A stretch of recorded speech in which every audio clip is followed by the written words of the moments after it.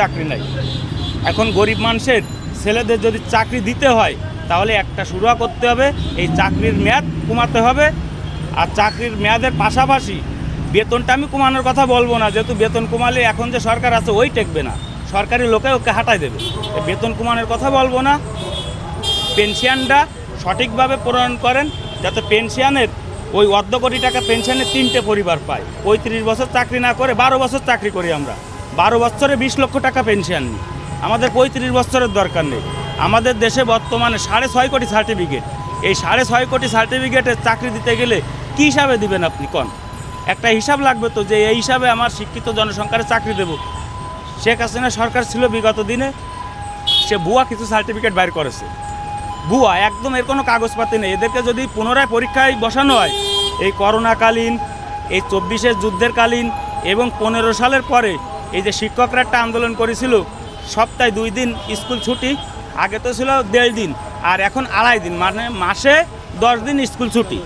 এখন এই 10 দিন স্কুলটা যাতে ছুটি না আসে, আমরা আবার এসে সপ্তাহে শুক্রবারে হাফ ছুটি, মানে শুক্রবারে ছুটি, বৃহস্পতিবারে হাফ ছুটি, আর শনিবারে ক্লাস করার অনুমতি দেওয়া হোক।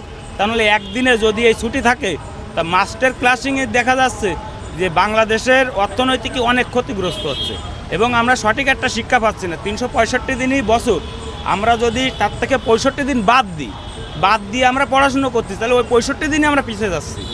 আমরা ওই 65 দিন আগে নিয়ে যাই, যাতে আমাদের ছেলেরা সুশিক্ষিত হয়ে কেউ ওই অস্ত্র হাতে না নিতে পারে, কেউ দাও হাতে না নিতে পারে, কেউ কোনো দলীয়ভুক্ত না হতে পারে, এবং কলেজ ক্যাম্পাস থেকে সম্পূর্ণ রাজনীতিমুক্ত একটা সমাজ গড়ি, আমরা রাজনীতিমুক্ত একটা শিক্ষাঙ্গন গড়ি, যে শিক্ষাঙ্গনে সকল শ্রেণীর ছাত্ররা আঙ্গুল উঁচু করে বলতে পারে যে আমি এই কলেজের, এই দেশের একজন ছাত্র, আমাকে বলৎকার করা হয়েছে, আমি ছাত্র সমাজের দ্বারা এর বিচার জানাই।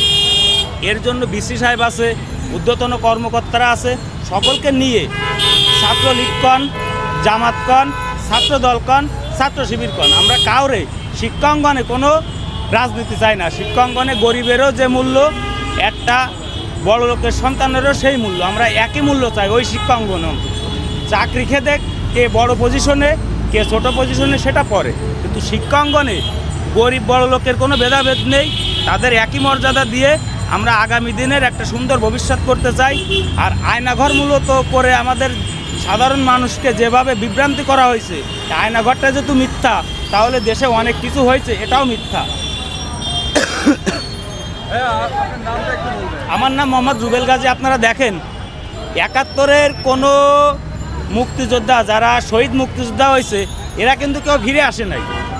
আর 24-এ যারা শহীদ মুক্তিযোদ্ধা হয়েছে, এরা কিন্তু আস্তে আস্তে এক এক করে কবর থেকে উঠে আসতেছে। তা এখন এই যুদ্ধের স্বীকৃতি দেব না 71-এর যুদ্ধকে স্বীকৃতি দেব, সেটা সম্পূর্ণ বুঝতে পারতেছি না আমরা।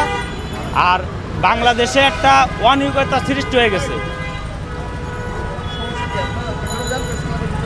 স্যার ভিতরে তো যাইতে দেন।